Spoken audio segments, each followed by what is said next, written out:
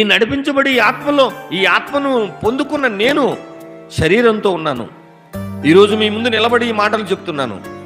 ఈ మాటలు చెప్పగలుగుతున్నానంటే మీరు నేను కలిసి ఒక లోకానికి వెళ్ళాలని తండ్రి ఎదురు చూస్తున్నాడు, రావాలని తండ్రి ఎదురు చూస్తున్నాడు.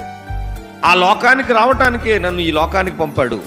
అలాగే యేసుక్రీస్తు వారిని పంపాడు, అపోస్తులను పంపాడు, అనేక మందిని పంపాడు.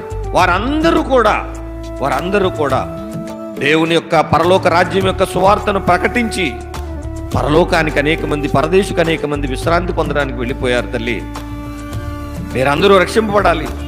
నమ్మి ఎవరైతే బాప్తిసం పొందుతారో వారే రక్షింపబడతారో, నమ్మని వారికి శిక్ష విధింపబడుతుందని ఆ తల్లి అండి ఆ బెల్ట్ పెట్టుకోనండి వాక్యం చెప్పేసి మరలా వచ్చి ఒక దగ్గర ఇలా కూర్చుని, ఎంత అవసరమా? ఎంత అవసరం అండి? స్త్రీమూర్తులండి, ఎంత గొప్పవారో చూడండి ప్రియులరా.